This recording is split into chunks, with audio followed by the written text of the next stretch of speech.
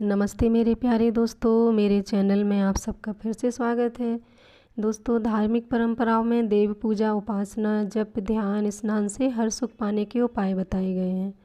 ऐसे सुखों का आनंद दोगुना तब होता है दोस्तों, जब सुख आनंद व्यक्ति तक सीमित ना रहे बल्कि उसमें समाज भी शामिल हो जाए। और शास्त्रों में एक ऐसे धार्मिक कर्म को बताया गया है और वो है हवन। दोस्तों, हवन में डाली जाने वाली सामग्रियों के जलने पर जो धुआं उठता है वह व्यक्ति की आँख, नाक, फेफड़ों के अलावा वातावरण को भी शुद्ध करता है। हवन को अलग अलग प्रयोजन के लिए किया जाता है, जिसमें हवन कुंड में डाले जाने वाली सामग्रियां भी भिन्न भिन्न होती हैं। मंत्रोच्चारण के साथ किसी खास प्रयोजन के लिए किया जाने वाला हवन यज्ञ कहलाता है। और तांत्रिक मंत्रों के साथ, तामसी सामग्री के साथ कुछ लोग बुरे उद्देश्य से भी हवन करते हैं, उन्हें भी सिद्धि प्राप्त होती है। दोस्तों, हवन एक ऐसी विधा है जिसे नियमित करने से मनोकामनाएं पूरी होती हैं। और सबको हवन अगर रोज़ नहीं कर सकते हैं तो सप्ताह में एक दिन ज़रूर करना चाहिए। हवन के द्वारा न सिर्फ मनुष्य बल्कि वनस्पतियाँ, फसलों को भी नुकसान पहुँचाने वाले बैक्टीरिया का नाश होता है।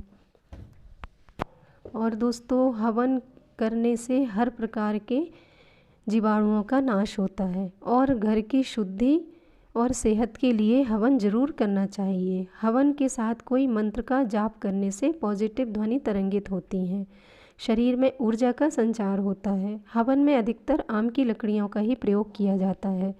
आम की लकड़ियों को जलाने से लाभकारी गैस उत्पन्न होती है, जिससे खतरनाक बैक्टीरिया का नाश होता है। एक रिसर्च के मुताबिक दोस्तों, यदि आधे घंटे हवन में बैठा जाए तो हवन के धुएं का शरीर में संपर्क हो तो टाइफाइड जैसे जानलेवा रोग फैलाने वाले जीवाणुओं का भी नाश होता है। और दोस्तों, समिधा के रूप में आम की लकड़ी सर्वमान्य होती है। अन्य समिधा भी विभिन्न कार्य में प्रयोग होती है। सूर्य की समिधा मदार की, चंद्रमा की समिधा पलाश की और मंगल की खैर की, बुध की समिधा चिड़चिड़ा की, बृहस्पति की पीपल की और शुक्र की गूलर की, शनि की समी की और राहु दूर्वा की और केतु की कुशा की समिधा कही गई है। और दोस्तों, मदार की समिधा रोगनाशक करती है, पलाश की समिधा कार्य पूर्ण करती है, पीपल की संतति कार्य कराने में मददगार होती है और गूलर की स्वर्ग देने वाली, समी की पापनाश करने वाली, दूर्वा की दीर्घायु देने वाली और कुशा की समिधा सभी मनोरथ पूर्ण करने वाली होती है। और दोस्तों, हवन करते समय जो स्वाहा बोलते हैं, स्वाहा का अर्थ होता है सही रीति से पहुंचाना। मंत्र पाठ करते हुए स्वाहा कहकर ही हवन सामग्री भगवान को अर्पित करते हैं। लेकिन कभी आपने सोचा है कि हर मंत्र के अंत में बोले जाने वाले शब्द स्वाहा का अभिप्राय क्या है? दोस्तों, पौराणिक कथाओं के अनुसार स्वाहा दक्ष प्रजापति की पुत्री थी और उसका विवाह अग्निदेव के साथ हुआ था। अग्निदेव अपनी पत्नी स्वाहा के माध्यम से ही हविष्य स्वीकार करते हैं। वहीं दूसरी कथा के अनुसार स्वाहा का विवाह अग्नि के साथ देवताओं के आग्रह पर संपन्न हुआ था। भगवान श्री कृष्ण ने स्वयं स्वाहा को ये आशीर्वाद दिया था कि केवल उसी के माध्यम से देवता हविष्य को ग्रहण करेंगे। यज्ञ प्रयोजन तभी पूरा होगा जब आवाहन किए गए देवता को उनका पसंदीदा भोग पहुंचा दिया जाएगा।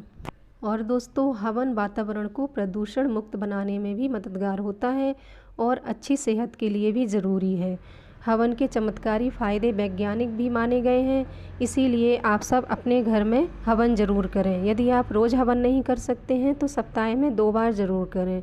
लोभान और गूगल का हवन कर सकते हैं, या फिर आप जो ये बाज़ार में मिश्रण आता है उससे भी हवन कर सकते हैं। तो दोस्तों, आपको मेरा ये वीडियो कैसा लगा मुझे कमेंट्स करके ज़रूर बताइएगा और मेरे चैनल को लाइक और सब्सक्राइब ज़रूर करिएगा। धन्यवाद।